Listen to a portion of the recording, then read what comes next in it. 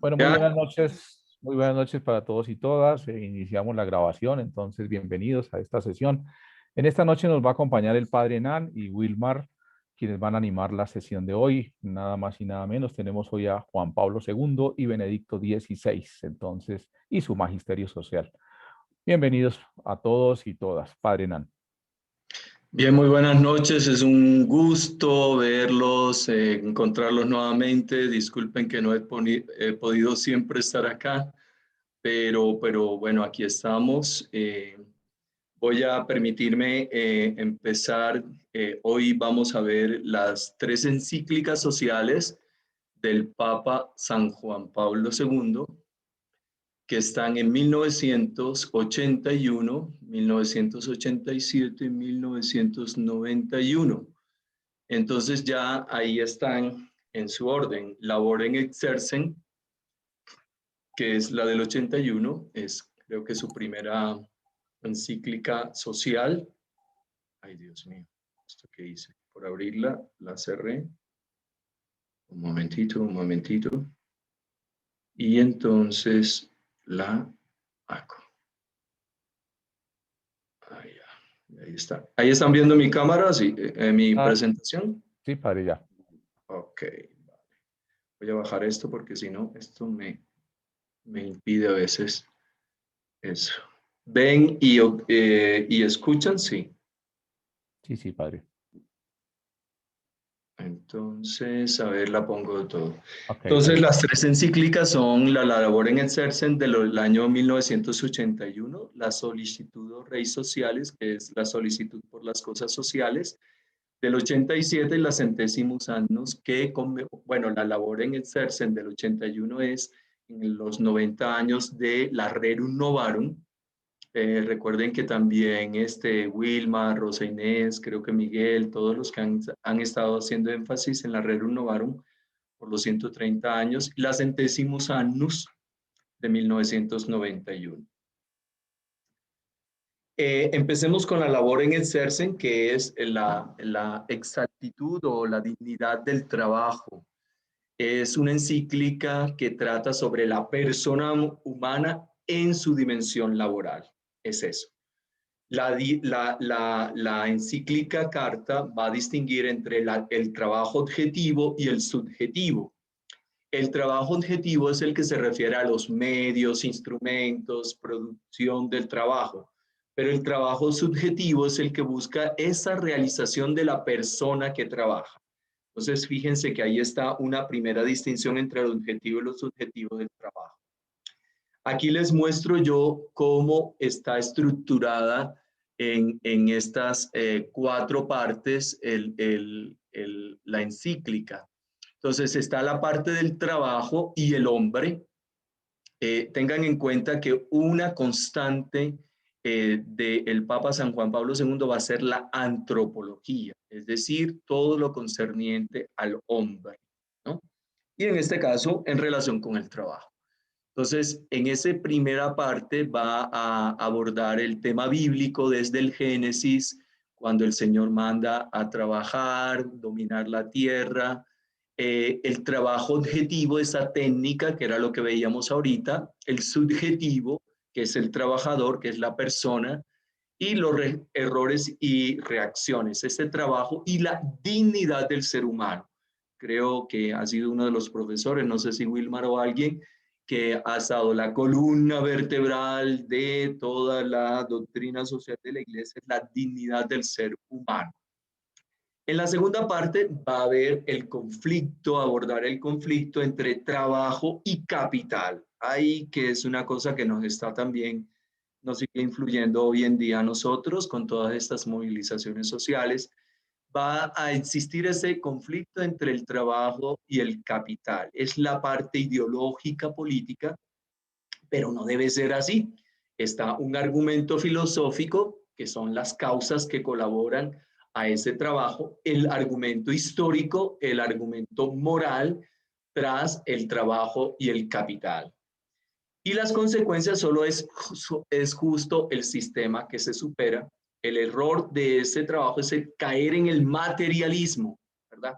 que ahora nos está llevando al capitalismo, al individualismo, ¿ya? Todos esos ismos siempre son una exageración.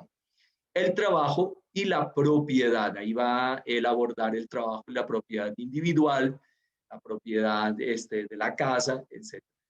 Y va a analizar, ustedes saben que el Papa San Juan Pablo II viene del mundo como buen polaco, en Wadowice, va a estar de alguna manera trabajando todo este tema del comunismo, del marxismo y el ideal y la auténtica socialización. Derechos de los trabajadores, entonces va a distinguir el empresario directo e indirecto, ahí están los numerales, el empleo, el salario y otros temas unidos a él, la problemática teórica de que es justo este sistema, miren que el Papa Francisco lo va a decir, este sistema mata, ¿no? Lo dice en la Laudato Si, en la Fratelli Tutti, lo va a repetir, el salario familiar, varios medios, el trabajo de la madre.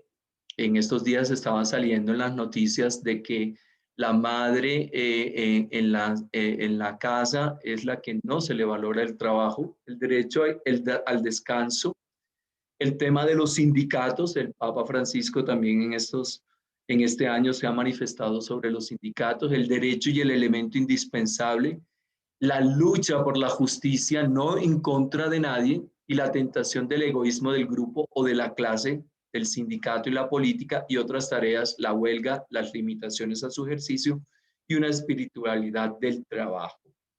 De hecho, parte de nosotros como Secretariado Nacional de Pastoral está la Pastoral del Trabajo, el mundo del trabajo, que creo que Miguel más adelante en estas pastorales específicas nos va a poner, vamos a invitar al señor, al laico que está responsable a nivel de la pastoral social, de la pastoral del trabajo acá en Bogotá.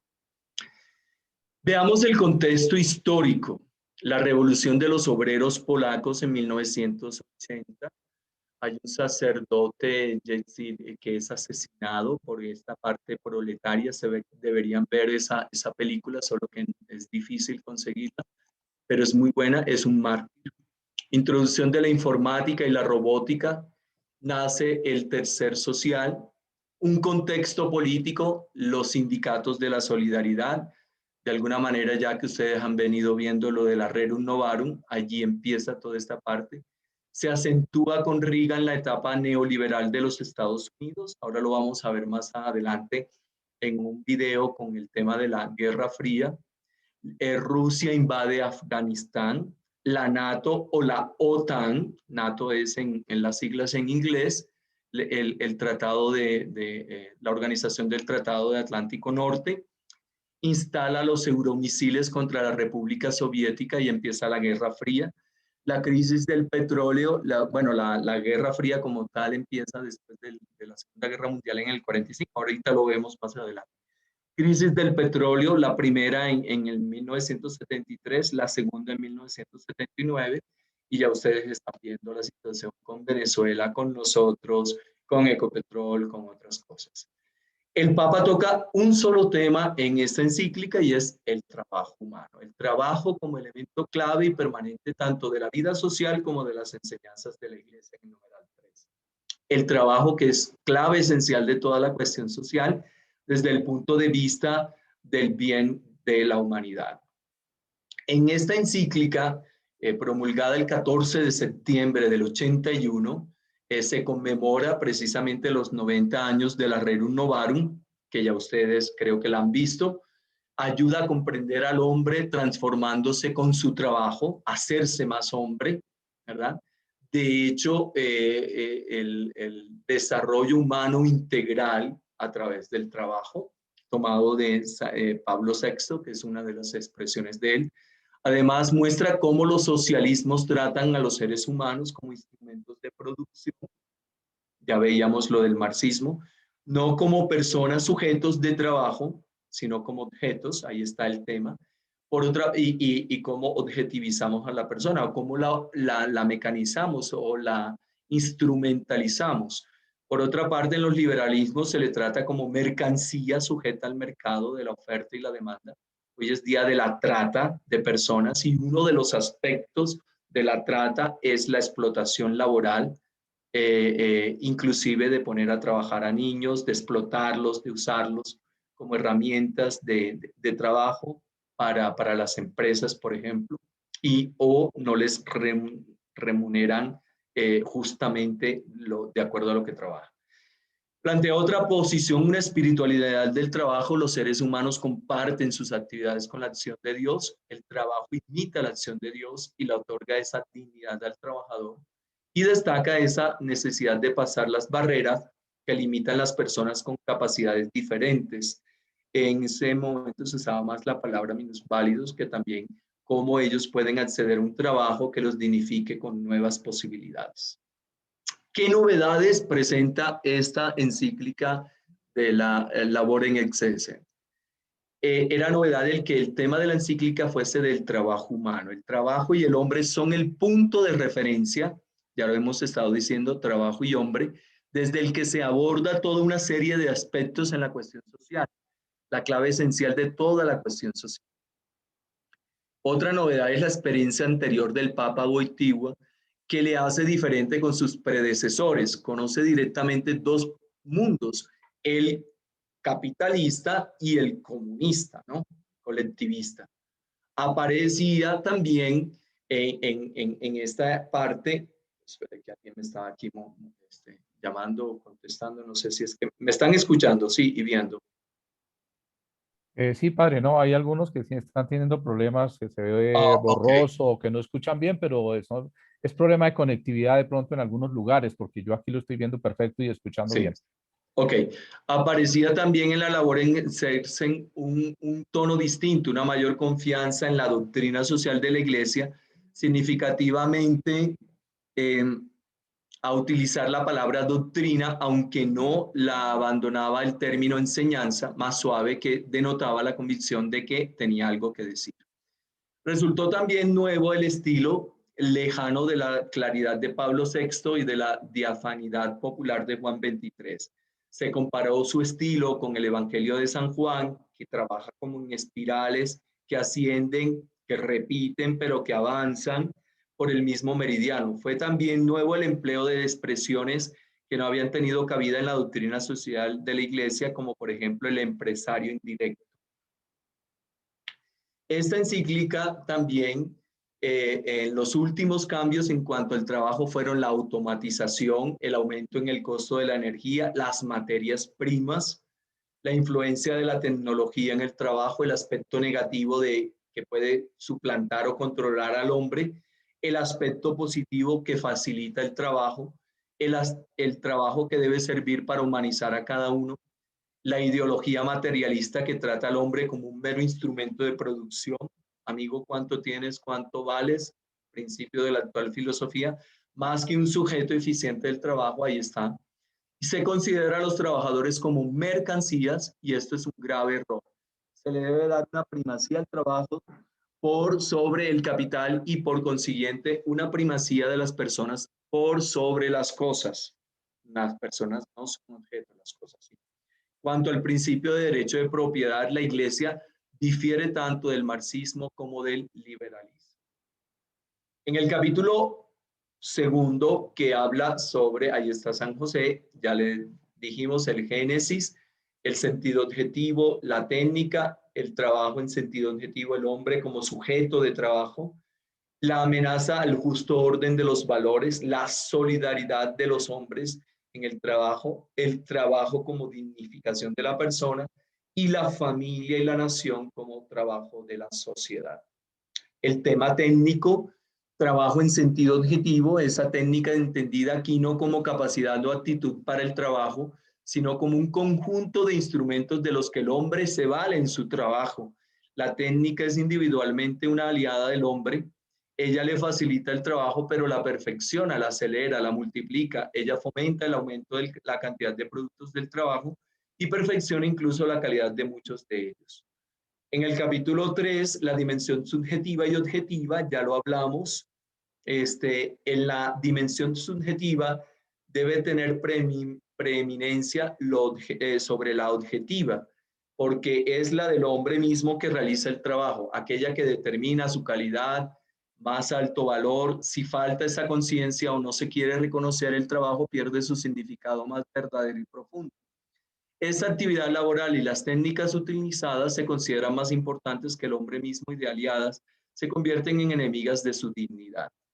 Entonces es esa tensión entre el objetivo y lo subjetivo que ya lo hemos estado recalcando.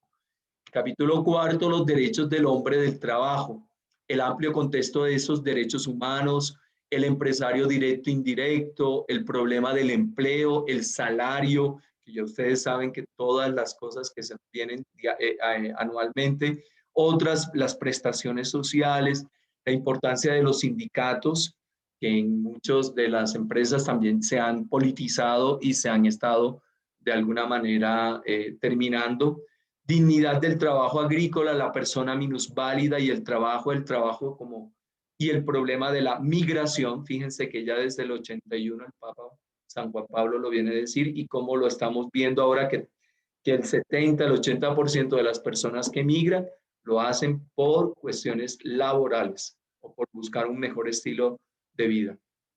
En resumen, entonces, ¿cuáles son los temas que trata? La dignidad del hombre, el valor del trabajo, el trabajo como medio de santificación, ojo, esa es la espiritualidad, y ahorita lo vamos a ver en el video, el trabajo como medio de santificación, el trabajo como una actividad propia del hombre, ya creo que lo decía no sé si era Miguel o lo decía Wilmar, que cuando utilizamos la palabra hombre aquí se están refiriendo al ser humano como tal, consciente y libre, trabajo, causa activa de crear valores. Veamos este video con mucha atención y disfrutémoslo y pensemos en ustedes que son trabajadores seguramente y en aquellos que han perdido trabajo o aquellos que en esta pandemia lo perdieron. Yo tuve unos hermanos que durante esta pandemia apenas están consiguiendo su trabajo o recuperándolo porque lo habían perdido. El corazón del trabajo, y miren lo que nos dice un santo en esta línea. A ver, ¿dónde sale aquí la cosa? Pero es que no me deja. Ya. ¿Sí lo ven y lo escuchan? Sí, sí, Yo padre. soy fabricante y vendedor de licores. Soy dentista y madre de familia. Yo trabajo y estudio. Soy economista, trabalho numa firma de computadores. El 2 de octubre de 1928 quiso el Señor que apareciera el Opus Dei. Una movilización de cristianos que supieran sacrificarse gustosos por los demás, que hicieran divinos los caminos humanos de la tierra, todos, santificando cualquier trabajo noble, cualquier trabajo limpio, cualquier quehacer terreno. Padre, háblenos un poco del trabajo ordinario del día, porque se hace pesado, que a veces parece no tener brillo y... Tú eres capaz de convertir la prosa de tu día en decasílabos, en poesía heroica. Si no es verdad que tus días sean iguales, si pones amor en tus días, cada día es distinto. ¿Qué trabajo es más importante? ¿El manual o el intelectual? Aquel que se haga con más amor de Dios. Hay que hacer ese trabajo bien hecho, no se puede hacer chapuzas, no sé si aquí se dicen chapuzas. Si quieren mucho a una mujer, le ofrecen de regalo una cosa que no valga nada. Le ofrecen algo que les cuesta un sacrificio. Pues a Dios nuestro Señor, si le hemos de ofrecer nuestro trabajo, se hemos de ofrecer bien hecho. Hemos de poner ilusión, gusto de trabajar, porque de esta manera ganas dinero y levantas la posición de los tuyos, pero además por dar gusto a Dios. Además, porque el trabajo es una oración. Además, porque el trabajo dignifica. Tu trabajo es oración. Tu trabajo hecho con mucha ilusión y por amor, además, con la ilusión de ganar dinero. ¿Por qué no? Es penitencia. ¿O no te resulta penitencia algunos días? A mí me resulta.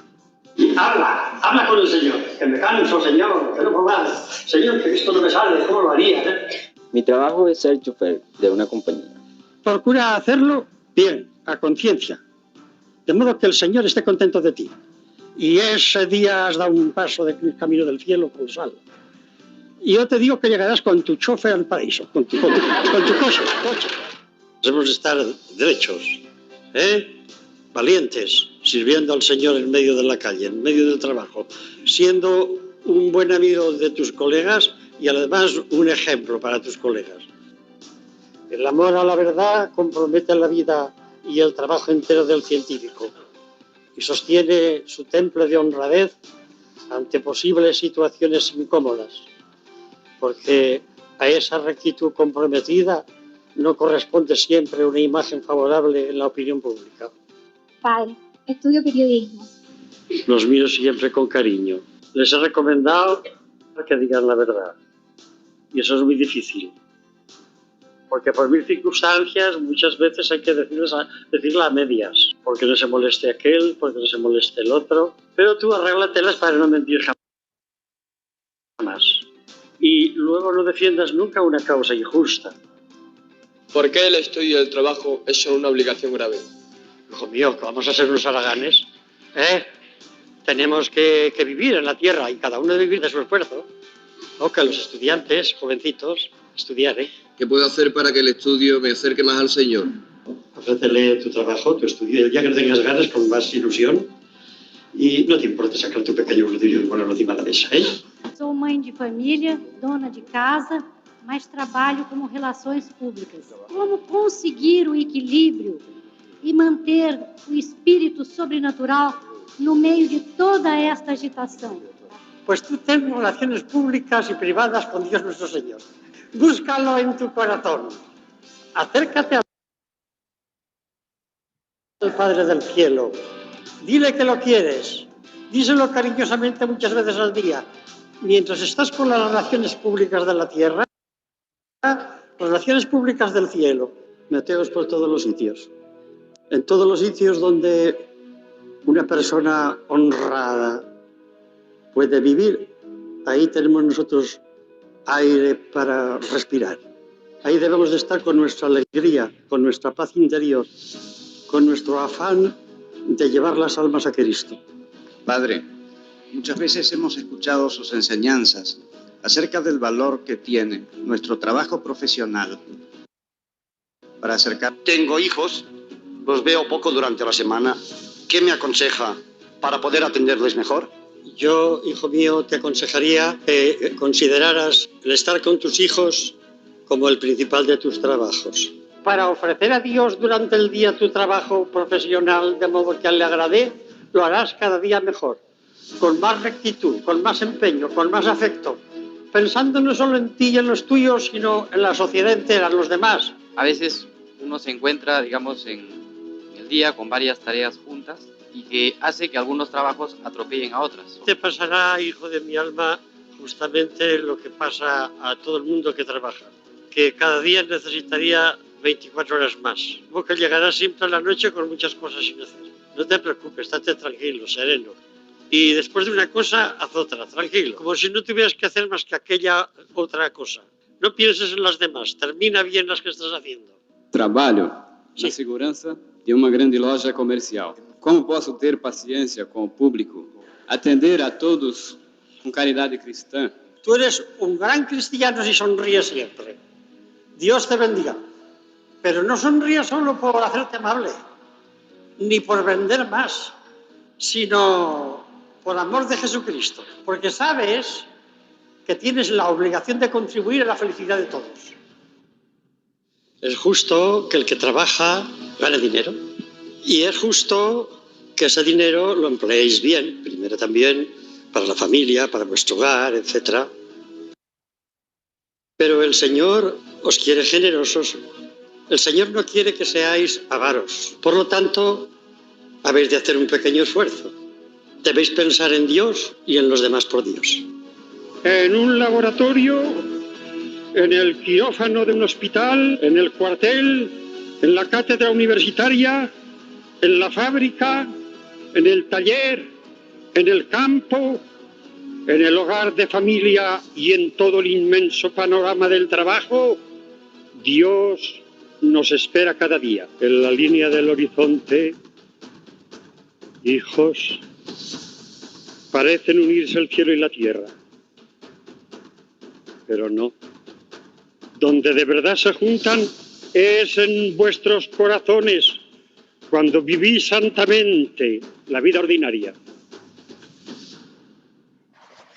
Genial esas últimas palabras de San José María Escrivá, que dice que en la línea del horizonte donde se junta el cielo y la tierra es en el corazón del hombre que trabaja cotidianamente y que cotidianamente se santifica por medio del trabajo, para tenerlo en cuenta. Entonces, aquí vamos a pasar ahora ya a hacer un vuelco porque tengo que ir a acabarlo, como dicen los italianos. Si no, entonces Wilmar me va a reclamar. La solicitud o redes sociales es la solicitud por las cosas sociales. Esta fue promulgada el 30 de diciembre del 87. Fíjense que ya prácticamente fueron 6 años después. Es una encíclica en contraste con el hiperdesarrollo y subdesarrollo. Ese es uno de los temas sociales. El subdesarrollo es consecuencia de los conflictos políticos ideológicos, la falta de la autonomía y la independencia de los países en el subdesarrollo. Va a abordar el tercer mundo, el imperialismo, el neocolonialismo, el afán de la ganancia. Va a hablar ya también del poder del dinero, del tener, del placer, de poder como estructura de pecado. Nuevo sistema de valores basados en solidaridad definida como responsabilidad por el prójimo. Nueva organización del comercio como transferencia tecnológica, modernización de la institucionalidad, fomento de la industria, el orden jurídico internacional.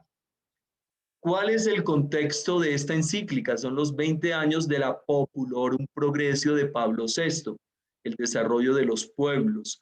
San Juan Pablo II acaba de ser pública esta encíclica en este contexto. ¿Cuál es el objetivo de esta encíclica? Presentar la visión ética y cristiana del desarrollo. De hecho, llama la atención que es en la Populorum Progressio que el Papa Pablo VI va a hablar del desarrollo humano integral. Y hoy en día todo el dicasterio que se ocupa de las cosas sociales en el Vaticano se llama así, el dicasterio para el desarrollo humano integral. Va a valorar el sano equilibrio entre el tener, la dimensión económica y los bienes materiales y el ser. Fíjense que es esa disyuntiva filosófica que siempre va a ser entre el tener y el ser. Y va a considerar esas aspiraciones humanas profundas, reconociendo los derechos humanos personales, sociales, económicos y políticos. ¿A quién está dirigida? A obispos, sacerdotes, hijas, hijos, a todos los hombres de buena voluntad.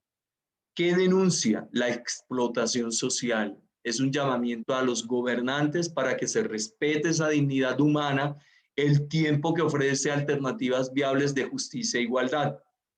¿Qué pretende? Resaltar esa importancia y la actualidad de la Populorum Progressio. Y por otro lado, va a reafirmar la continuidad y renovación de la doctrina social de la Iglesia. ¿Cuál es el contenido de esta encíclica de la solicitud Rei Sociales? Hay una introducción. La novedad de la encíclica es la Populorum Progressio, ya dijimos los 20 años. El panorama del mundo contemporáneo. Ahora les voy a proyectar un video porque es en el contexto de la Guerra Fría. El auténtico desarrollo humano, una lectura de los problemas modernos, algunas orientaciones particulares, una conclusión. Entonces aquí está la base, las palabras de San Juan Pablo VI, que retoma. En otras palabras, el verdadero desarrollo debe fundarse en el amor a Dios y al prójimo y favorecer las relaciones entre los individuos y la sociedad. Esta es la civilización del amor de la que hablaba con frecuencia el Papa Pablo VI. Entonces, fíjense que tomó el tema del trabajo, pero ahora el del desarrollo. Y aquí está el contexto.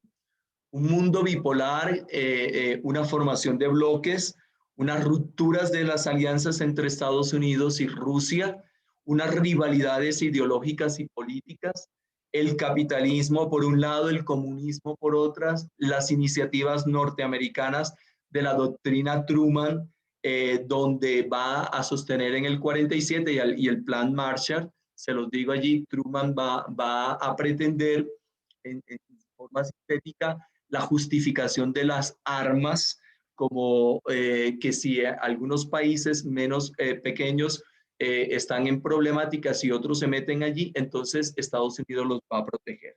Y eso es lo que va a mover las armas, el comercio, la guerra y todas estas cosas. Y el plan Marshall es el plan que después de la Segunda Guerra Mundial ideó Estados Unidos para que junto con Inglaterra, un poco la misma Rusia, fueran a reconstruir Alemania, pero de alguna manera también toda Europa que había quedado devastada por el nazismo de Adolfo Hitler. Las iniciativas soviéticas, la sovietización del este de Europa, ustedes saben, la cortina de hierro por una parte, el muro de Berlín, todas estas son los contextos que estamos manejando. La creación de la OTAN, que es la NATO, que es 1949, el Tratado de Atlántico Norte, donde Estados Unidos se asocia con varios países de Europa para que si alguno se mete con ellos, entonces enseguida todos salen a proteger ese país. Eso es un poco, y que ha sido todo polémico porque es a proveer de armas a todos estos países y ahí viene el blindaje de todos estos proyectiles, de todas estas bombas que estaban ahí, por ahí se va a formar lo de la Guerra Fría. El Pacto de Varsovia, por su parte, los rusos van también a buscar un bloque de países en Varsovia, en Polonia, en el 55, donde ellos también van a estar allí confrontándose. Y eso es lo que va a formar estos bloques del este y oeste y la carrera del armamento con la cosiddetta Guerra Fría. La solicitud de redes sociales es la preocupación entonces por los problemas contemporáneos, la diferencia entre norte y sur. Eso sí, hay un cantante centroamericano, no me acuerdo, no sé si es Ricardo Arjona, que dice si el norte fuera el sur y el sur el norte. Entonces es muy protesta ese canto, pero te pone a pensar. La carrera armamentista, la obstaculización política frente a la solidaridad de la cooperación entre naciones, pone al día la visión de la Populorum Progressio, ya lo dijimos, la situación dramática del mundo contemporáneo, el tercermundismo, el sentido de las condiciones y exigencias de un desarrollo digno al hombre y a toda la humanidad. Entonces, va a denunciar el armamentismo y el terrorismo, el problema demográfico, porque ese también se acuerdan que ya de eso no se habla, pero ya los abortos, todos los métodos anticonceptivos, la denuncia de sistemas de campañas de control de la natalidad como un atropello a la libre decisión de los padres de familia. La solicitud de redes sociales conmemora eso, entonces la situación dramática de ese mundo contemporáneo, el sentido de las condiciones de las exigencias de un desarrollo digno, evocando el lema del pontificado de Pío XII, Opus Justitiae Pax, la paz como un fruto de la justicia, comenta, hoy se podría decir que la misma exactitud y análoga fuerza, la paz como un fruto de la solidaridad. En la parte tercera va a abordar el tema del desarrollo. Entonces, ¿cuáles son los aspectos positivos de ese desarrollo? Una viva preocupación por el respeto de los derechos humanos, una solidaridad necesaria entre hombres que se dan cuenta de que tienen un destino común para construir juntos, una conciencia de la limitación de los recursos. Miren que ya el Papa San Juan Pablo nos lo está advirtiendo y lo está reafirmando en la Laudato Si, el Papa Francisco, y las necesidades de respetar la naturaleza. un crecimiento del abismo entre el norte desarrollado y el sur en vías de desarrollo, el aumento de la pobreza. Entonces ahí está el tercer mundo y el analfabetismo, la explotación, la opresión económica, social, política y la religiosa. Entonces ahí vamos a ver el tercer mundo, que es la mayoría, que conforma un 75%, y un primer y segundo mundo que conforman un 25%. Entonces, ¿cuál es esa auténtica noción de desarrollo? Buscar alcanzar el verdadero desarrollo consiste en subordinar la posesión, el dominio y el uso de la semejanza divina del hombre a su vocación. Exige que sean respetados los derechos a la vida en todas las fases, la justicia, las relaciones laborales, la política. El desarrollo debe realizarse en ese marco de solidaridad y de libertad. En la parte quinta, la situación actual va a mostrar un mundo dividido por ideologías rígidas, dominantes, diferentes de un imperialismo, un sometimiento a estructuras de pecado, actitudes opuestas a la voluntad divina, el afán de ganancia, de riqueza, la sed de poder, el dinero, las ideologías, la clase social y la tecnológica.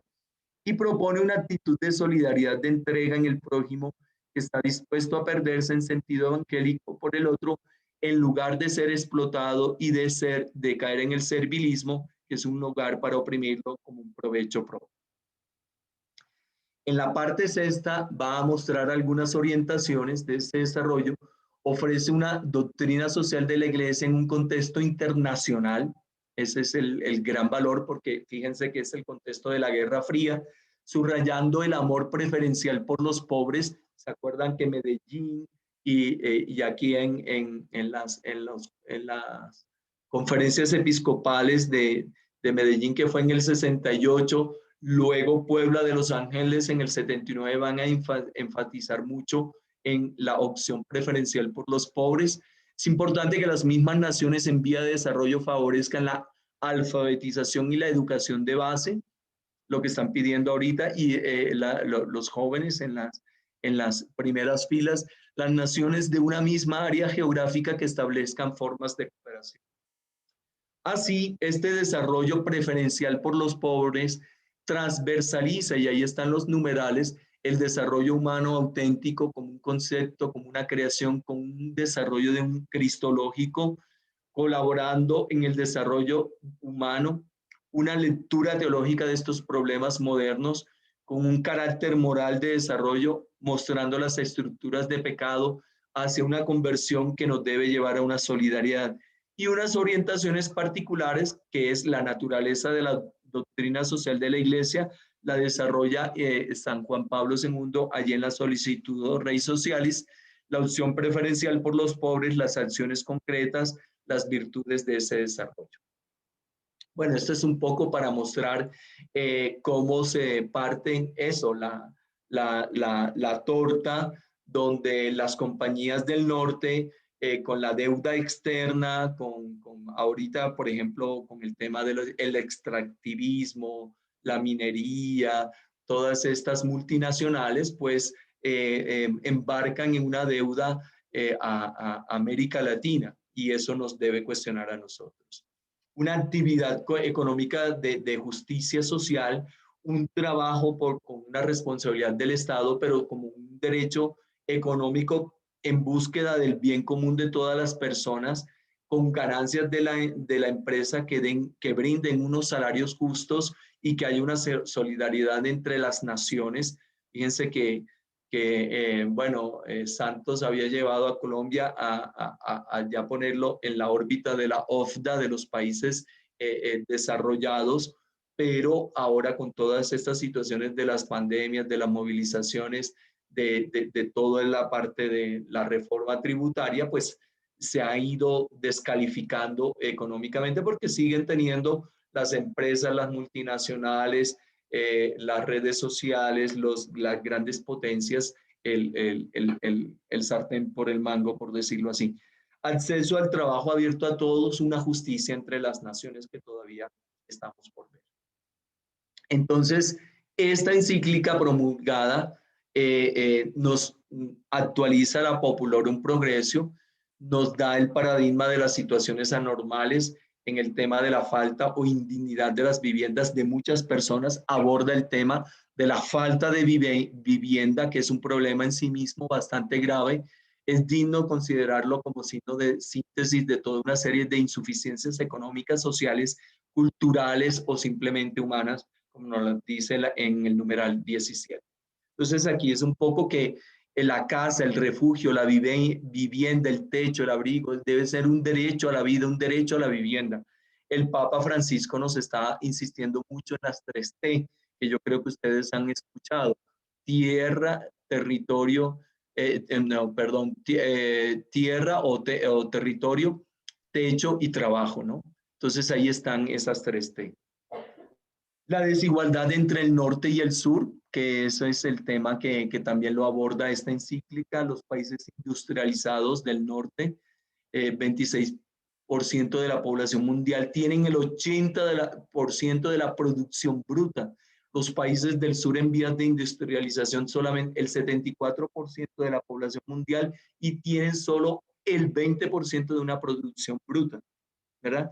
Y se han ido diciendo, por ejemplo, cuestionando esto de que buscan lugares donde la mano de obra sea más barato, como en Asia y en otros países de África y aquí en Latinoamérica, mientras que ellos se van llevando todas las ganancias. Entonces, esta tensión entre norte y sur determina el desarrollo de los acontecimientos de una sociedad actual, de un devenir injusto para millones de personas que viven en el umbral de la pobreza.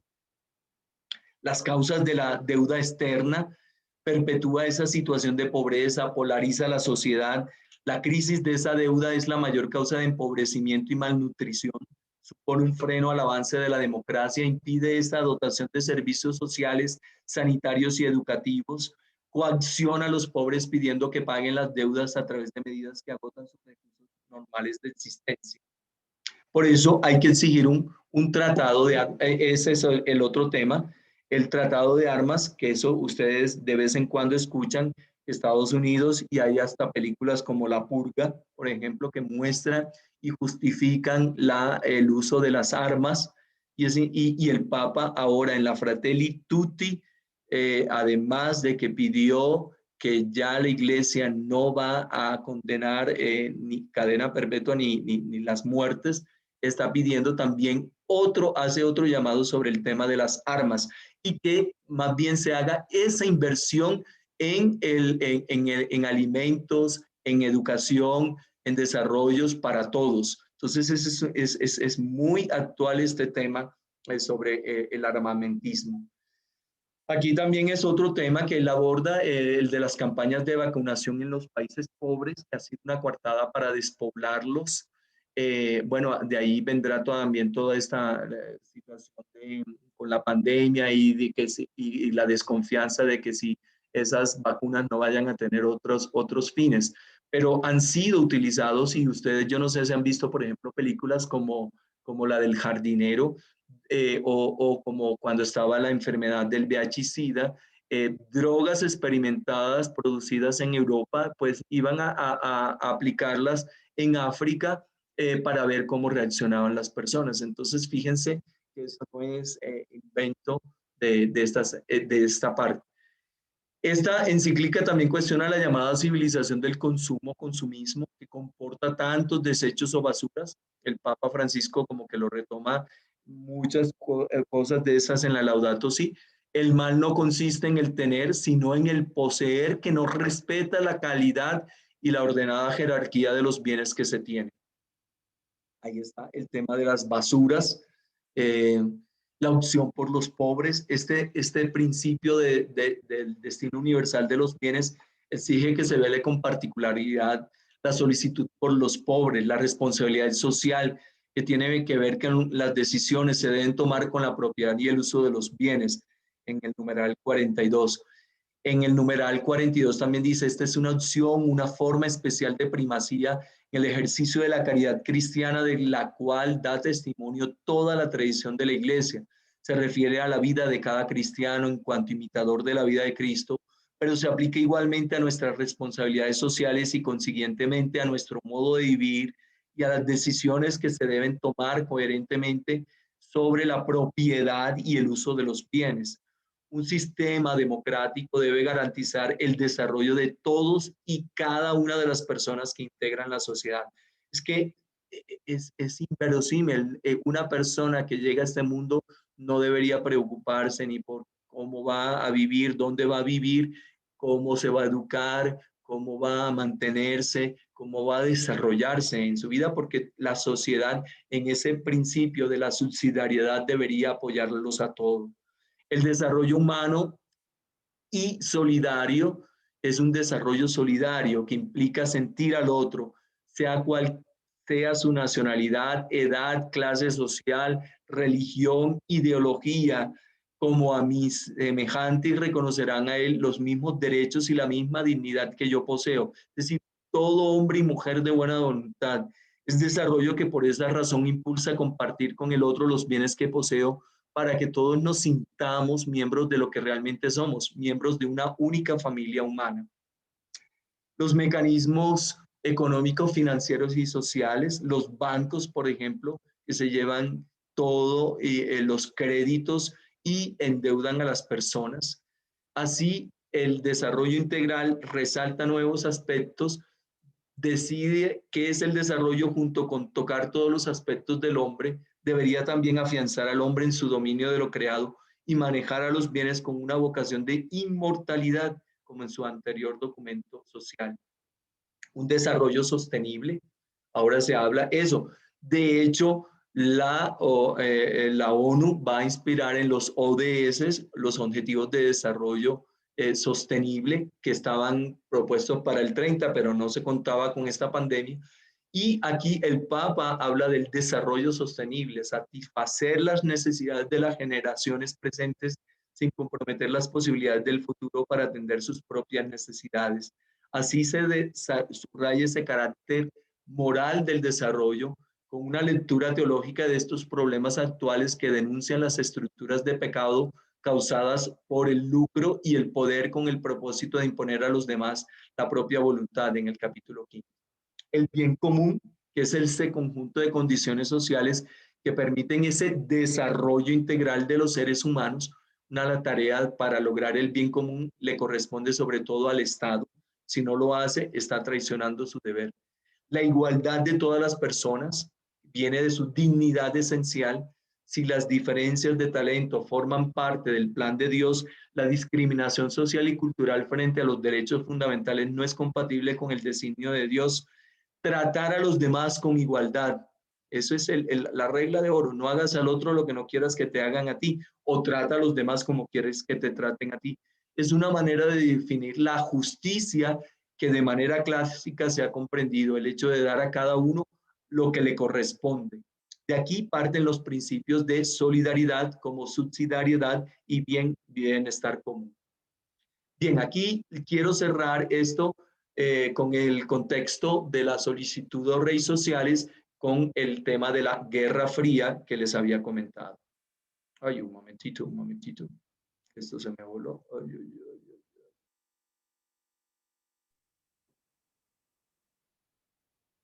La Guerra Fría fue un enfrentamiento iniciado al finalizar la Segunda Guerra Mundial en 1945. El fin de la guerra supuso el fin de la hegemonía de Europa. Dos potencias tomaron el relevo: Estados Unidos y la Unión Soviética, liderando dos bloques con sus propias alianzas y estados satélites. El llamado bloque occidental, capitalista, y el bloque del este, comunista. ¿Por qué se llamó Guerra Fría? Porque ninguno de los dos bloques tomó nunca acciones directas contra el otro. No fue una guerra al uso, aunque sí hubo conflictos derivados y guerras subsidiarias. Las razones de este enfrentamiento fueron esencialmente ideológicas, políticas, económicas y propagandísticas. La Unión Soviética financió y respaldó revoluciones y gobiernos socialistas, mientras que Estados Unidos también dio abierto apoyo y propagó desestabilizaciones y golpes de Estado en Latinoamérica. Los antecedentes de la Guerra Fría los encontramos antes de 1945, concretamente en 1917, tras el triunfo de la Revolución Rusa, de la que Rusia emergió como el primer país socialista. Este fue uno de los primeros eventos que provocó erosiones considerables en las relaciones ruso-estadounidenses. Los soviéticos defendieron que el capitalismo debía ser derribado por la fuerza para ser reemplazado por un sistema comunista. Los capitalistas americanos, tras el estallido de la Revolución, ayudaron al Ejército Blanco durante la Guerra Civil Rusa. Finalmente, las tropas del Ejército Rojo lideradas por Trotsky se hicieron con la victoria. Pero avancemos de nuevo a 1945, tras el fin de la Segunda Guerra Mundial. Conviene recordar que la Unión Soviética y Estados Unidos habían sido aliados para frenar los planes de Hitler. Antes de que acabase la guerra, se reunieron en Yalta. Joseph Stalin, Winston Churchill y Franklin Delano Roosevelt como jefes de gobierno de la URSS, del Reino Unido y de Estados Unidos respectivamente.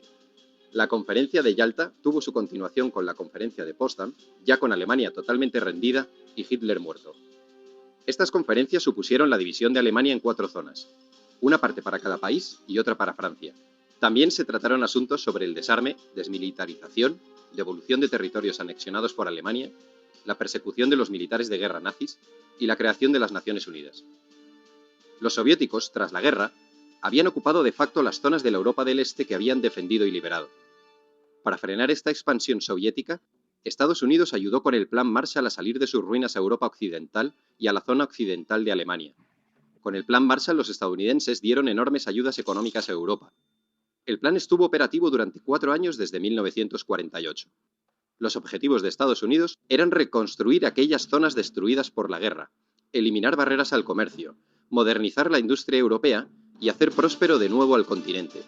Todos estos objetivos estaban destinados a evitar la propagación del comunismo, que tenía una gran y creciente influencia en la Europa de posguerra. Los detractores del Plan Marshall argumentaron que este era una muestra de imperialismo económico estadounidense. Los Estados Unidos promovieron la fundación de la OTAN, Organización del Tratado del Atlántico Norte, una alianza militar intergubernamental sellada en 1949. La organización constituía un sistema de defensa colectiva en la cual los Estados miembros acuerdan defender a cualquiera de sus miembros si son atacados por una facción externa. Las naciones rivales, para contrarrestar la fuerza de esta alianza, firmaron el Pacto de Varsovia en 1955. Finalmente, Berlín, Europa y el mundo quedaron divididos por el telón de acero. Esta expresión es de Churchill. En 1949, el Ejército Rojo de Mao Zedong se proclama vencedor de la Guerra Civil China tras derrotar a los nacionalistas del Kuomintang, que contaban con el respaldo de Estados Unidos. Inmediatamente, la Unión Soviética establece una alianza con los vencedores, que habían creado un nuevo Estado comunista con la denominación de República Popular China. Al año siguiente, Stalin se vio sorprendido por la participación de tropas estadounidenses en la defensa de Corea del Sur, que había sido invadida por los comunistas de Corea del Norte. El alto el fuego llegó en 1953. Stalin había fallecido ese mismo año. Le sucederá Nikita Khrushchev. Volvamos al telón de acero en Europa. En los 5 años posteriores a la Segunda Guerra Mundial, un total de 15 millones de personas emigraron del este al oeste. Este hecho hizo que el bloque soviético llevara a cabo un bloqueo efectivo de la emigración en 1950. Hubo un control férreo de pasaportes para que la gente no se pasase de un bloque a otro. La frontera en Berlín, ciudad que estaba repartida, era un coladero, y muchas personas se pasaban del lado comunista al lado capitalista. Este hecho hizo que se construyese el Muro de Berlín en 1961. Conviene recordar que Alemania estaba dividida tras la guerra en 2 Alemanias: la República Federal Alemana con capital en Bonn y la República Democrática Alemana con capital en Berlín. Esta división del mundo en 2 bloques se sostenía por el riesgo de que las potencias se aniquilasen unas a otras en una guerra nuclear, lo que obligó a ambos frentes a actuar con mucha cautela en las zonas más conflictivas. Solo en una ocasión estuvo a punto de estallar el conflicto, tras el derrocamiento del militar Batista en Cuba por parte de Fidel Castro. Estados Unidos trató de realizar una invasión de Cuba que fracasó. En 1962 ocurrió la llamada crisis de los misiles, cuando el presidente Kennedy castigó con un bloqueo a Cuba por el asunto de los barcos soviéticos cargados con misiles y dirigidos contra Estados Unidos. En el último momento, Khrushchev, jefe del partido y del gobierno soviético, cedió y los barcos cambiaron de rumbo. Estados Unidos también había entrado en la guerra del Vietnam, que a la postre acabó siendo otro duro revés en la historia norteamericana, una experiencia de fracaso, desgaste y frustración. Este conflicto enfrentó a los Estados Unidos y el gobierno de Vietnam del Sur por un lado, contra Vietnam del Norte y las guerrillas comunistas que actuaban en Vietnam del Sur por otro. La guerra terminó extendiéndose también a Laos y Camboya. La Guerra Fría también fue espionaje, inspección recíproca, conferencias, crisis y soluciones diplomáticas. Y no nos olvidemos de la carrera espacial, una competición entre Estados Unidos y la Unión Soviética que derivó en una exhibición de poderío y musculatura. Los rusos pusieron en órbita el satélite Sputnik en 1957. Inmediatamente los americanos respondieron con su Explorer 1 en 1958. Era una cuestión de prestigio. Cuando los rusos enviaron a su primer hombre al espacio, los americanos les mojaron la oreja enviando una nave tripulada a la Luna. En 1980, Reagan ganó las elecciones con la promesa de incrementar el gasto militar y enfrentarse a los soviéticos en cualquier lugar que fuera necesario. Tanto Reagan como la recién elegida primera ministra británica Margaret Thatcher denunciaron sin cesar la ideología comunista. Reagan calificó a la Unión Soviética como el imperio del mal y predijo que el comunismo acabaría en el montón de cenizas de la historia. A principios de 1985, el anticomunismo visceral de Reagan se desarrolló en una postura conocida como la doctrina Reagan, en la que además de la contención, abogaba por el derecho de los Estados Unidos de subvertir y derrocar los gobiernos comunistas existentes. Finalmente, en 1989, cae el muro de Berlín y supone la definitiva apertura de fronteras entre ambos bloques, el desmembramiento del bloque comunista y el final del telón de acero y de la Guerra Fría. Tras la caída, la tensión entre los países del antiguo comunismo y los capitalistas se acabaría diluyendo. De hecho, actualmente, la mayoría de los estados del antiguo bloque comunista han acogido las políticas e ideologías del mundo capitalista. Bueno, eso es como para mostrarle todo el contexto histórico de esta encíclica. Me quedan 5 minutos, pero yo quiero decir una frase que le escuché a Monseñor Mario Moronta, que es el vicepresidente de la Conferencia Episcopal Venezolana. Cuando él le preguntaron sobre la crisis de Venezuela y los migrantes en Colombia, él dijo, eso es un tema geopolítico. Si ustedes se están dando cuenta, todo lo que está sucediendo en Chile, lo sucedió en Ecuador, lo que nos está sucediendo a nosotros, el asesinato ahorita del presidente de Haití, el tema de Cuba, que está allí, es todo el apoyo norteamericano para Colombia, las bases militares que tienen aquí en Colombia, tienen que ver con todos estos temas geopolíticos, de todavía reactivar entre el comunismo. Donald Trump lo vivía denunciando en ese sentido de que había habido una interceptación de las votaciones para la presidencia de John Biden.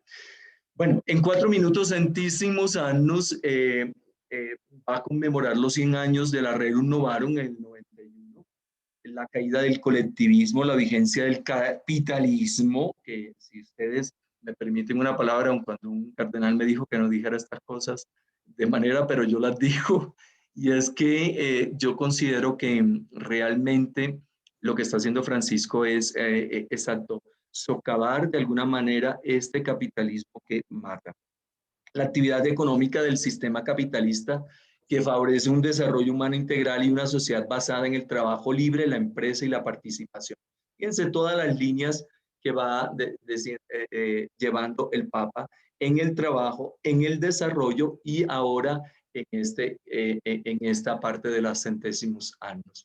Entonces, el capítulo 1 muestra los rasgos característicos de esa Rerum Novarum, la parte laboral en forma de reuniones o sindicatos, el derecho a la propiedad privada, el derecho al salario justo y razonable, las limitaciones de horarios y jornadas laborales. El capítulo 2, las nuevas cosas, la eliminación del hombre como persona, el ateísmo, se opone a la estatización de los medios de producción, garantizar el respeto de los honorarios humanos, señala las consecuencias de un error mayor en el campo económico, derechos y los derechos de las personas. El capítulo 3, el año 1989, la caída del muro de Berlín, ayuda importante dada por la Iglesia, muestra que se pueden resolver los conflictos por medio del diálogo y el respeto, analiza los factores de la caída de los regímenes opresores y la lucha que nació en el 89. El capítulo 4, la propiedad privada y el destino universal de los bienes. El capítulo 5, el Estado y la cultura, los poderes, el totalitarismo, la Iglesia, las incumbencias del Estado, el derecho. Capítulo 6, el hombre, que es el camino de la Iglesia, el valor de la doctrina social de la Iglesia. 1 minuto me queda, gracias, muy amables y bendiciones. Esto, Miguel, usted me pone a caballo todos los temas. porque no tengo tiempo de poder hablar más. Pero bueno, aquí estamos. Entonces, quito la presentación y ya dejo a Wilmar en la media hora que le corresponde. Gracias, Wilmar, por su paciencia y también por darme más tiempito. No, padre, ni más faltaba paciencia, no.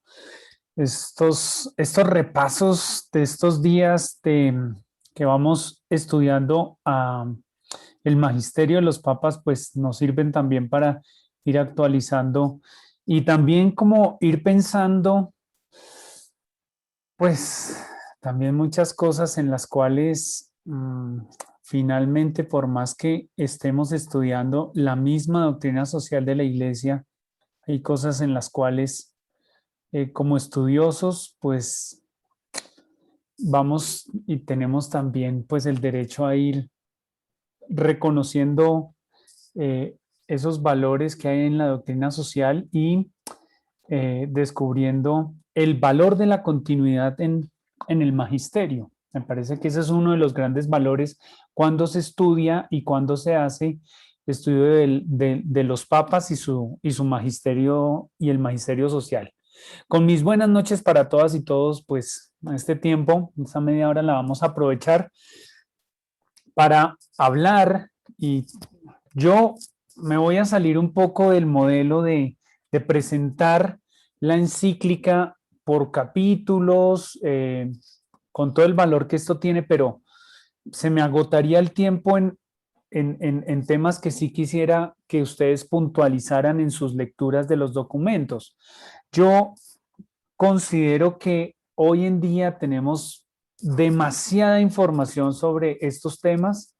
Hay muchísimos documentos, hay muchísimos documentales, hay audios completos para entender un poco el contexto y las estructuras de las encíclicas. Entonces, considero que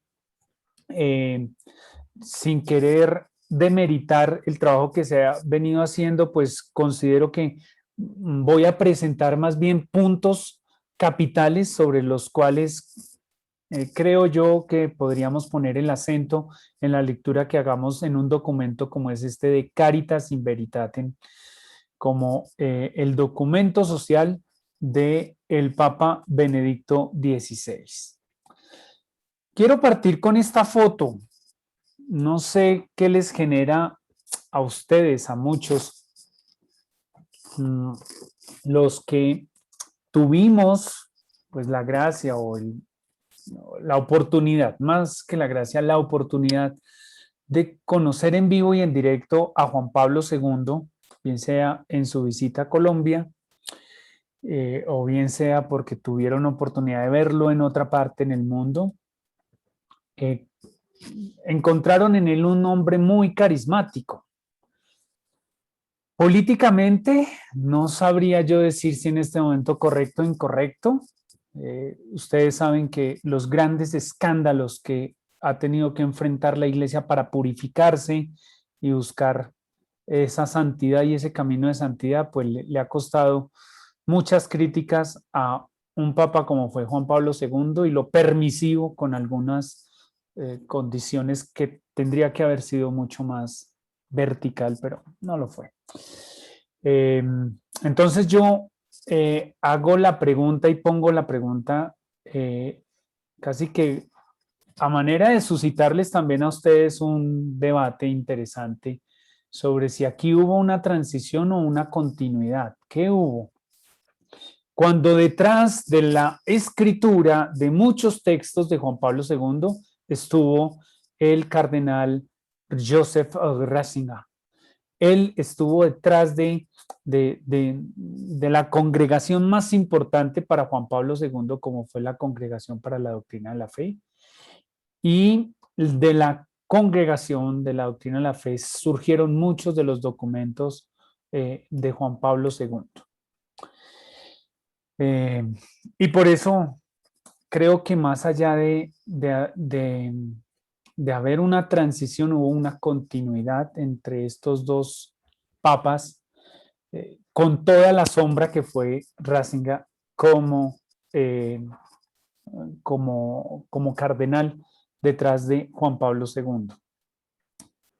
también tenemos que entender que en este contexto hay un elemento que no podemos prescindir al momento de estudiar los documentos de los papas, y es el contexto histórico en el que se ubica cada uno de ellos. Es muy distinto el Juan XXIII, el contexto de Juan XXIII, ese momento histórico que él vivió, al momento que vivieron estos dos papas como europeos y como dos papas no italianos, siendo papas en una iglesia terriblemente influenciada por el modelo eclesial italiano.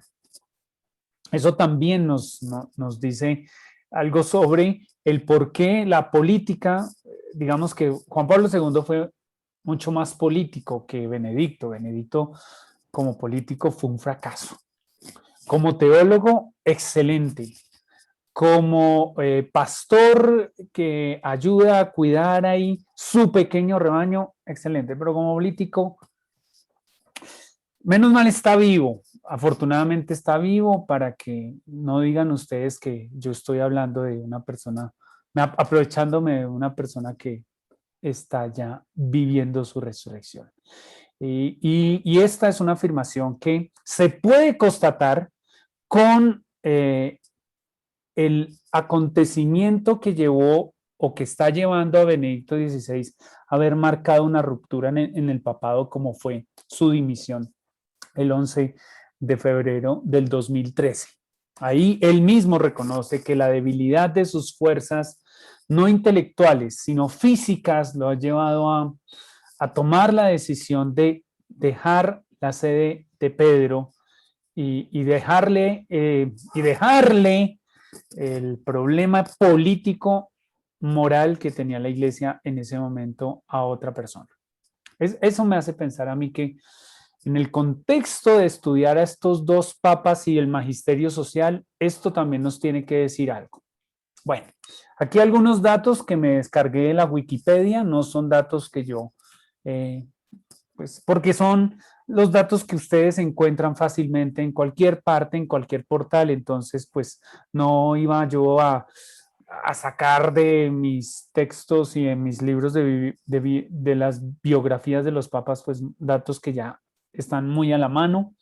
Es un papa que estuvo desde el 2000, solo 8 años, y lleva 8 años de papa emérito, ya lleva la mitad es decir, de papa, lleva 8 de papa en ejercicio y 8 de papa emérito. Él fue arzobispo de Múnich, en Alemania, pero dedicado a la academia, un hombre consagrado a los libros, un intelectual reconocido no solamente en el mundo de la iglesia, sino reconocido en el mundo de las ciencias sociales y humanas como uno de los grandes pensadores del último siglo. Y pues aquí yo creería que el mismo Benedicto es un hombre más académico que político, como debe ser un papa, pues en un puesto tan importante y tan influyente. Bueno, ¿qué otros datos tenemos de él? Pues como alemán, pues ustedes saben, es un hombre supremamente vertical en su manera de relacionarse.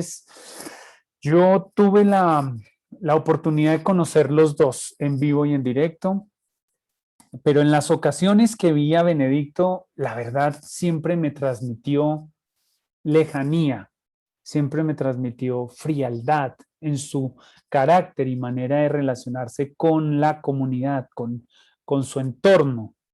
La primera vez que yo lo vi fue en la Jornada Mundial de la Juventud en Colonia, en Alemania, en su tierra, muy recién elegido papa, en el 2005.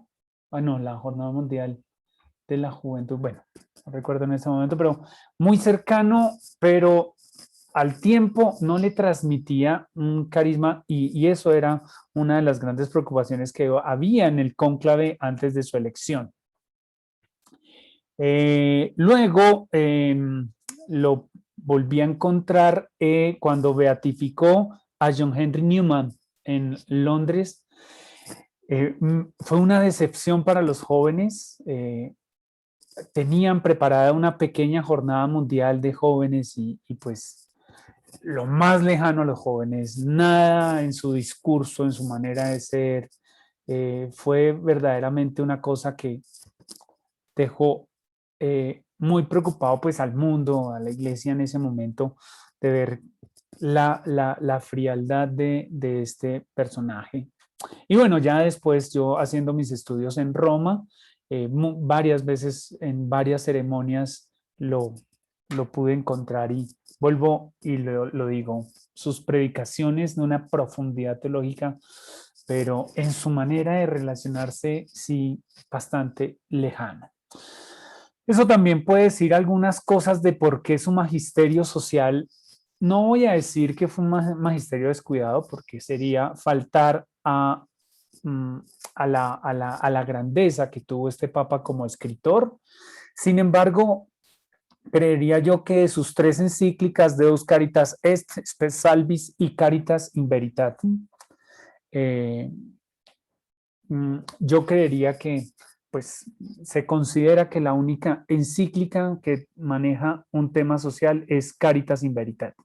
Las otras son encíclicas mucho más de la línea de la doctrina que él venía trabajando y cultivando como encargado de la oficina y del dicasterio de la doctrina pues para el mundo. Hay una cosa muy interesante y es que las encíclicas hay que ponerlas no solo en el contexto histórico, sino en el contexto de quienes estuvieron detrás de ella. Digamos que cuando uno estudia a Juan 23, uno encuentra el círculo de Juan 23 muy pastoral, muy cercano al pueblo, a la gente. Lo mismo cuando uno estudia el magisterio de un Pablo VI, va a encontrar un equipo muy diplomático que le ayuda a escribir y por eso esta Populorum Progressio es uno de los documentos magistrales en diplomacia y en hablarle al mundo sobre problemas como es un problema que no se había hablado en la doctrina social de la iglesia, como es el desarrollo, y ya les voy a decir por qué. Y aquí encontramos, si bien detrás de un Juan Pablo II estuvo a la sombra, y como ya lo dije al inicio, Benedicto XVI, la pregunta sería, ¿y quién estuvo a la sombra durante el pontificado del Papa Benedicto XVI? Porque allí es donde uno encuentra el fundamento de su postura en una encíclica como Caritas in Veritatem. Sin dudar y sin duda alguno, movimientos muy conservadores estuvieron detrás de la elaboración de estos textos. Pues padre, usted con ese video de San José Escrivá, pues me montó la competencia, yo como bien de la línea de la Compañía de Jesús, pero bueno, no pasa nada, igual se aprende de estos hombres que han pasado por la vida y bueno. Y detrás de este Benedicto XVI y de Caritas in Veritatem, pues está una postura y un modelo de iglesia muy conservadora. Ustedes saben que esa línea de renovación y transformación de Juan 23 que sostuvo Pablo VI fue, se quedó dormida en el tiempo con el pontificado larguísimo de estos 27 años de Juan Pablo II y después de los 8 de Benedicto. De tal manera que cuando descubrimos a Caritas in Veritatem y la postura que asume la riqueza de este documento, pues empezamos a descubrir algunos elementos que no habíamos reconocido en el magisterio de Ratzinger.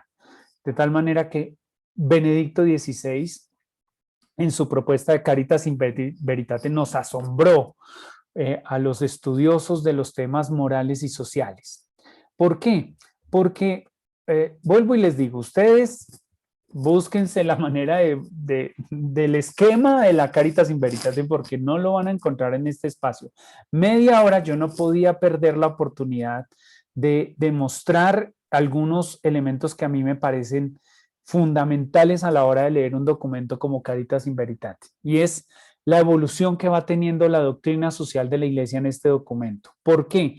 Porque cuando hablamos de la Caritas in Veritate no es otra cosa que hablar del diálogo social del desarrollo. Miren, el problema de la categoría desarrollo en la doctrina social de la Iglesia y por qué llegó hasta Pablo VI y por qué antes no se hablaba y no se habló de desarrollo, es porque era una categoría demasiado utilizada por la economía. Y al ser casi que una categoría que las ciencias económicas y administrativas se cogieron para poder implementar los modelos económicos de esa primera globalización en el siglo XIX, a mitad del siglo XIX, en la industrialización que vino a acabarse con la Primera Guerra Mundial. Después de la primera y la reconstrucción de Europa, como acabamos de ver en ese video que el padre Enan nos mostró, y esa reconstrucción de una Europa pues hace que el modelo de desarrollo económico y la categoría de desarrollo siga siendo una categoría demasiado en el orden económico. ¿Qué hace Pablo VI? Hace que esa categoría la implementemos en el desarrollo de una doctrina y de una enseñanza social para la Iglesia que va madurando en un crescendo, es decir, que se va fortaleciendo a medida que conocemos el magisterio a profundidad de Juan Pablo II. Por eso, cuando llegamos a Caritas in Veritate, pues vamos a encontrar casi un capítulo completo dedicado a hacer eco de esa categoría del desarrollo. Y por eso va a ser importantísimo Caritas in Veritate. ¿Por qué? Si Pablo VI empieza a hablar de el desarrollo, quitándole a esa categoría todo el énfasis o la fuerza económica, va a decir es que el desarrollo tiene y va a tener su asidero en el desarrollo humano, integral y solidario. De tal manera que cuando ya después de estos pontificados llega Benedicto XVI a hablar de desarrollo, ya es una categoría que no es extraña para la Iglesia y que ya la doctrina social de la Iglesia la ha elaborado, la ha discernido y ya le da un movimiento mucho más humanista. Al integrarla a la doctrina social de la Iglesia, pues esta categoría del desarrollo va a tener y se va a pegar al principio fundamental como es la doctrina social, la dignidad humana. De tal manera que cuando hablamos de esta encíclica, no nos estamos refiriendo a otra cosa que la cuestión social tiene que tener una respuesta operativa y es un llamado fundamental a la Iglesia a trabajar en lo social, que la Iglesia no pierda y no le quiten la caridad, que es el motor, como lo hemos venido diciendo muchísimas veces en este diplomado, es el motor que debe dinamizar la acción de la Iglesia. De tal manera que cuando Caritas in Veritate toma el asunto social, lo pone como una función social. Y entonces marca en esto que les estoy hablando del desarrollo como una categoría muy económica, esa diferencia entre una cosa es el desarrollo de lo económico y otra cosa es el desarrollo de lo social. Pero finalmente los dos van a estar integrados en la vida de los seres humanos. De allí la gran función que va a tener el que un principio como es el de la subsidiariedad tome fuerza en una encíclica que está dedicada a ponerle un asidero y un piso a la caridad efectiva, a la caridad activa. Aquí puede haber una discusión y alguno de ustedes me puede decir, pero Wilmar, si usted está diciendo que hay una caridad activa, puede ser que hay una caridad pasiva. Eso sería muy discutible. Sin embargo, dejémoslo simplemente en una caridad funcional, para que no entremos en ese debate categórico. Muy bien, quiero subrayar este encabezado de la encíclica porque esto es una herencia. Digamos que las encíclicas van siendo herencia del uno al otro. Miren este detalle hereditario, y esto se lo debemos nada más ni nada menos que al Papa Bueno, a Juan XXIII. Las encíclicas antes de Juan XXIII estaban dirigidas a todos los, eran reducidas solo a la iglesia, pero después de Juan XXIII, la iglesia empieza a abrirse a la modernidad y tiene que hablarle al mundo, no solamente a sus fieles, sino que debe hablarle al mundo. Y por eso esta encíclica, en concordancia con Juan XXIII, Pablo VI, Juan Pablo II, vuelve a retomar a todos los hombres de buena voluntad. Es decir, no se queda solamente en un texto exclusivo para nosotros como creyentes, sino que es un texto para todos los constructores de buena voluntad. Y va a estar dirigida al desarrollo humano integral en la caridad y la verdad. Adelantémonos un poco, de tal manera que detrás de la encíclica hay una ambición por promover la reconciliación entre algunos polos que para Benedicto XVI era preocupante y la iglesia podía dar una palabra. Casi que esa división entre la democracia y el mercado, esa nueva manera que se estaba imponiendo y que se impone en la globalización de convertir el mercado en el centro de la sociedad. Eso, la misma encíclica va a decir, conciliemos estos dos polos, el democrático y el del mercado. Luego, habla también de conciliar el mundo del beneficio económico y la gratuidad. Y el beneficio económico denunciando la fluctuación económica que muchas veces en esta economía especulativa, que ya lo trabajarán ustedes en la próxima clase, con toda la dimensión social económica, especialmente desarrollada por el Papa Francisco en su denuncia en Evangelii Gaudium. Ahí parte la denuncia en todos los numerales 50, 51, 53, 54, pero después se profundizará en Laudato Si de una manera mucho más organizada y sistemática. Pero aquí Benedicto XVI va a decir, miren, hay un problema grande en la política y es que la puja entre políticos y corrupción, que se volvieron una sola cosa, se tiene que conciliar. Es decir, tenemos que quitar la corrupción y dejar a la política ser política. Y cuando Benedicto va a decir dejar a la política hacer y cumplir con su papel, un papel de la política no es la corrupción. Y esa visión que muchas veces hemos tenido de familiarizar el político con la corrupción, como lo vemos aquí en Colombia muchas veces, dice, eso lo tenemos que conciliar y la encíclica propone esa conciliación. Lo mismo, esa disputa entre el desarrollo y una economía de carácter solidario.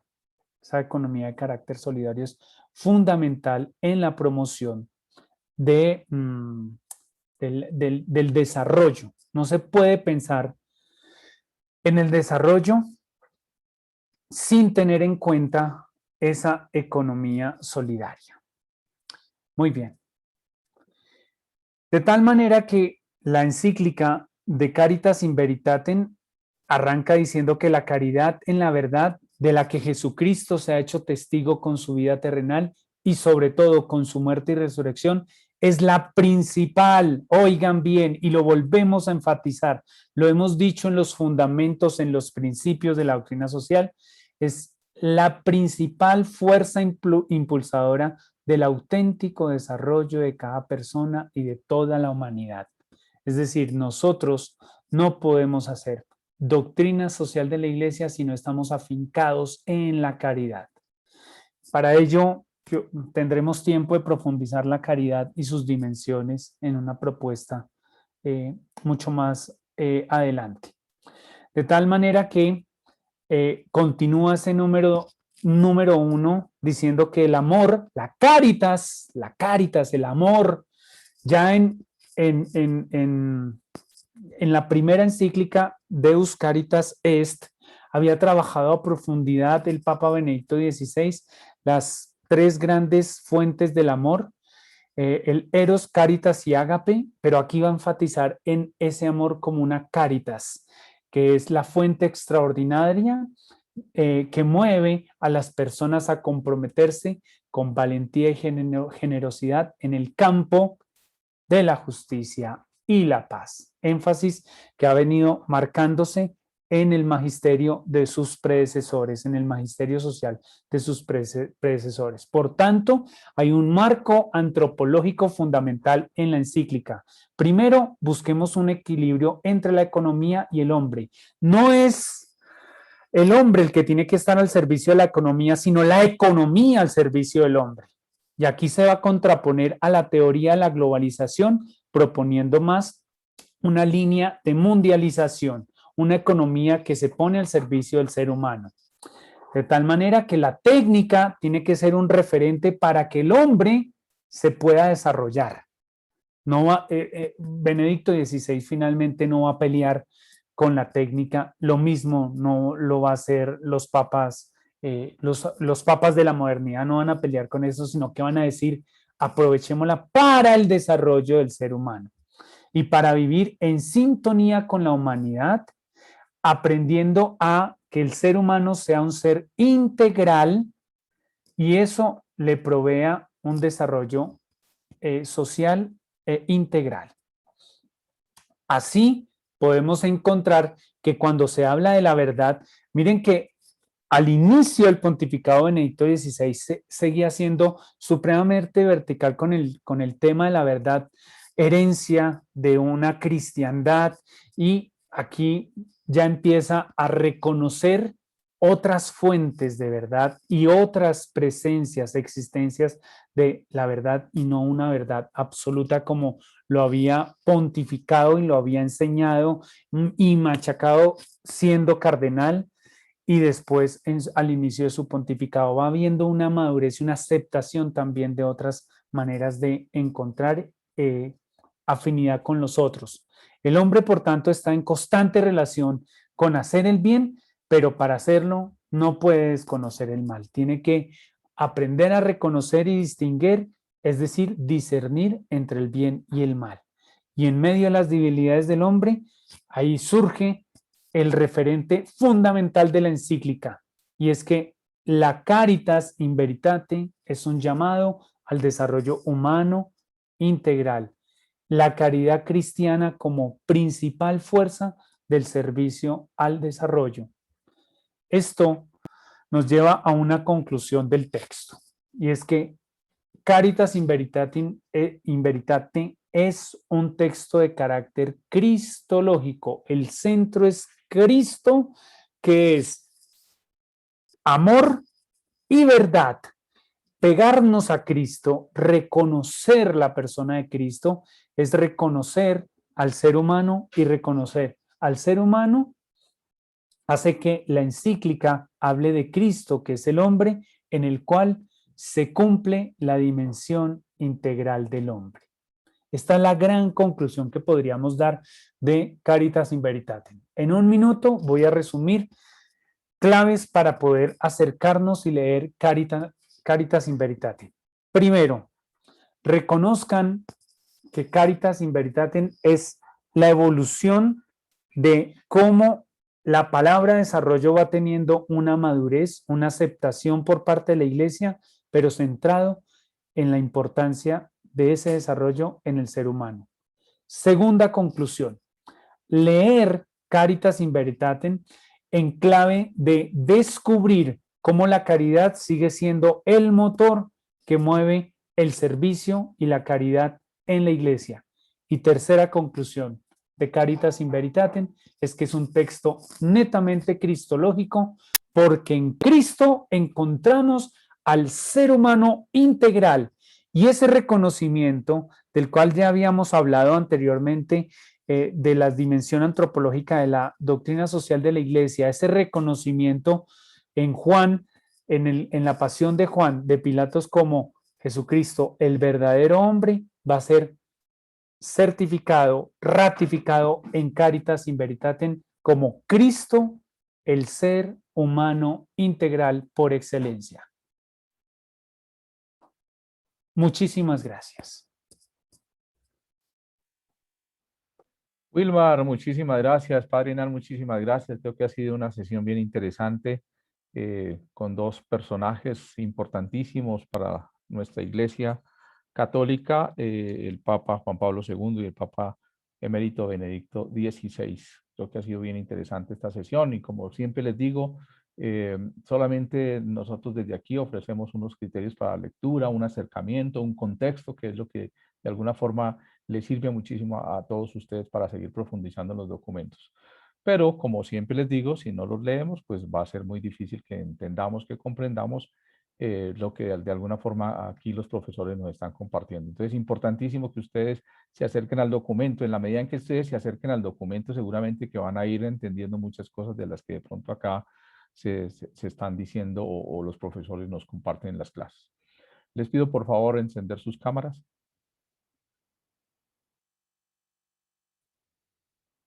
¿Están dormidos? No, no están despiertos. Muy bien. Muchísimas gracias. Algo bien importante, entonces, bueno, varias cosas que tengo así muy rápidas. Uno, les recomiendo, no todos, pero de pronto algunos, organizar sus tiempos. Sabemos que las clases son los días martes y viernes, entonces organicen muy bien sus tiempos para que puedan ser puntuales, porque tengo todavía algunos estudiantes que están entrando tarde, ¿sí? Entonces es importantísimo que organicemos nuestro tiempo. Yo sé, cada uno tenemos ocupaciones, ¿sí? A veces el tema de la conectividad nos acaba con la paciencia. Estamos en lo más bonito de la clase, como ahorita algunos estudiantes me reportaron, se nos fue la energía, Miguel, pero volvimos a conectarnos. Pero también tenemos testimonios grandes de Arauca que cargaron sus teléfonos, hicieron esfuerzos, a pesar de no haber tenido energía desde el 4 de julio como hasta el 30 y algo, como hasta el 21, hicieron esfuerzos grandes por cargar sus teléfonos y por seguir conectados, y eso nos motiva muchísimo. Entonces, invitarlos, es una llamadita de, más que una llamada de atención, es motivarlos a ustedes a que sigamos en nuestro trabajo que es tan importante. Ya también, entonces, segundo, ya tenemos nuestros grupos organizados, ¿sí? Ya tienen sus coordinadores, seguramente algunos coordinadores ya tuvieron reunión con ustedes. Levanten la mano los que ya tuvieron reunión con sus coordinadores. Ok, aquí hay una mano, una sola mano, dos manos, eso, ¿quién más? Eso, perfecto, muy bien. Que hayan tenido reuniones, perfecto, muy bien, gracias. Sí, seguramente que han tenido el fin de semana o en esta semana tuvieron. La idea es que los que no hayan tenido, por favor, tengan este fin de semana. Es importantísimo, ya a partir del martes van a ustedes a recibir las orientaciones para esos trabajos finales. Entonces, pero es importante que ustedes se conozcan, que ustedes compartan. Yo creo que muchas de las cosas y de las reflexiones que aquí quedan, muchas de las preguntas que aquí quedan, seguramente que las pueden llevar a estos grupos de trabajo y seguir profundizando, porque precisamente para eso son nuestros grupos y nuestros equipos de trabajo, para seguir profundizando, para seguir cuestionando, para seguir compartiendo. Muy bien, esa era otra parte importantísima que tenía que compartirles. No alcancé a compartir la tercera tarea que es para ustedes, pero seguramente más adelante lo hago. Hoy no alcancé tampoco a compartir esta parte, pero bueno, creo que ellos hicieron magia porque los contenidos son muy extensos, ¿no es cierto? Entonces, nos encontramos el próximo martes. Vamos a tener nada más y nada menos que el Magisterio Social del Papa Francisco, con el Padre Hernán, que nos va a acompañar y nos va a compartir también esa experiencia lindísima del Papa Francisco. Creo que hemos leído muchísimo, hemos compartido muchas cosas. ¿No? Ok, sí, señor. Yo pero tiene la sesión completica, padre, para el Papa Francisco. Entonces, creo que nos vamos a gozar, nos vamos a deleitar. Yo les voy a compartir mañana algún documentico muy cortico sobre el Papa Francisco, más tipo periodístico, para que ustedes se lo puedan leer. Y entonces, claro, llegan a la sesión y se la gozan muchísimo porque ya han leído, es un librito hecho por un periodista, pero es muy cercano al Papa, y ver cómo finalmente cuando eligen al Papa Francisco, muchos de los que estábamos ahí esa tarde viendo la elección, yo escribí en ese momento en internet, Jorge Mario Bergoglio, no había nada, ¿sí? Sin embargo, a las 6 de la tarde ya empiezan a aparecer cosas, ¿no? Pero son detalles tan pequeñitos y bueno, todo lo que fue pasando, pero no les digo más porque si no les daño la lectura. El padre Nan me pide el favor de enviarles un documento que se llama El Magisterio Social de Juan Pablo II, del padre Sergio Bernal, un jesuita que ya falleció, que fue mi profesor, pero que es un librito hermosísimo, cortico, igual que el que se leyeron sobre la naturaleza de la doctrina social de la Iglesia, y del cual el próximo, este es de mañana en 8, van a tener evaluación sobre ese librito, ¿sí? Es muy cortico, es muy sencillo, igual que el que leyeron ya la vez pasada. Ya se dieron cuenta que los exámenes de comprensión de lectura son muy sencillos. Si usted lee y si usted tiene rayado y si usted tiene señalado, pues es muy fácil sacar 5, ¿sí? Porque pues yo creo que algunos tuvieron dificultad por eso y fallaron en alguna cosita, porque cuando son evaluaciones de comprensión de lectura son textuales. Entonces, lo importante es leerlos. Yo se los envío mañana también para que lo lean, lo subrayen y el próximo sábado tengamos una evaluación también, que son evaluaciones de 5 minutos, muy rápidas, muy sencillas, y que de una vez ustedes pueden saber su nota cuando da clic al enviar el archivo. Inmediatamente el sistema le va a decir su calificación es la siguiente. Les pido por favor que no me repiten la evaluación 5 y 6 veces. La única evaluación válida es la primera que usted envió. ¿Listo? Usted la puede repetir 5 veces, pero la primera que envían es la que usted, sí. También a mí me da pena hasta comentar esto, pero algún estudiante probó a ver hasta que pudo sacar 5, inclusive escribiendo letras o números. No, estamos estudiando doctrina social de la Iglesia, estamos estudiando valores, estamos estudiando principios, ¿sí?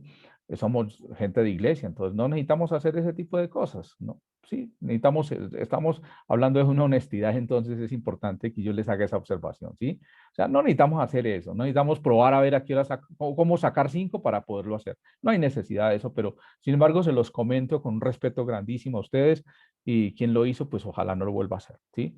Yo podría rastrear y decirle a la persona quién fue, pero pues, yo no voy a poner ahorita con todo esa, a rastrear la gente para eso, no, porque no estamos para eso, ¿no? Pero les pido, lean, disfruten, gocen. Creo que estamos gozando, estamos disfrutando muchísimo de nuestra clase, entonces los invito a ello. Igualmente, entonces, como les repito, la puntualidad, tanto al empezar como al salir. Si ahorita revisamos ya son 177, el resto de gente se desconectó antes de las 9, inclusive se está desconectando. Entonces, ojo con eso, porque es como si entonces yo voy a llamar lista al final, ¿sí? Entonces paso la llamada de lista al final. Y no se trata de ese tipo de cosas, ¿no? No podemos jugar al bachillerato, ¿no es cierto? Al muchacho que está calculando a ver a qué hora llaman lista para entrarme o para salirme. No, creo que ese tipo de cosas no nos quedan bien más cuando hacemos parte de un grupo pastoral, de una iglesia católica y que necesitamos formarnos para responder. Padre Nan, si nos da últimos momentos la bendición para cerrar. En el nombre del Padre, del Hijo, del Espíritu Santo. Amén. Sálvanos, Señor, despiertos, protégenos mientras dormimos, para que velemos con Cristo y descansemos en paz. Ahora, Señor, según tu promesa, puedes dejar a tu siervo irse en paz, porque mis ojos han visto a tu Salvador, a quien has presentado ante todos los pueblos, luz para alumbrar a las naciones y gloria de tu pueblo Israel. Gloria al Padre y al Hijo y al Espíritu Santo, como era en el principio, ahora y siempre, por los siglos de los siglos. Amén. Sálvanos, Señor, despiertos, protégenos mientras dormimos, para que velemos con Cristo y descansemos en paz. Amén. Dios nos bendiga, nos guarde de todo mal y nos lleve a la vida eterna. Amén. Feliz noche para todos y todas. Feliz noche, muchas gracias a todos. Entonces no olviden seguir estudiando juiciosos. Feliz noche, que descansen. Wilmar.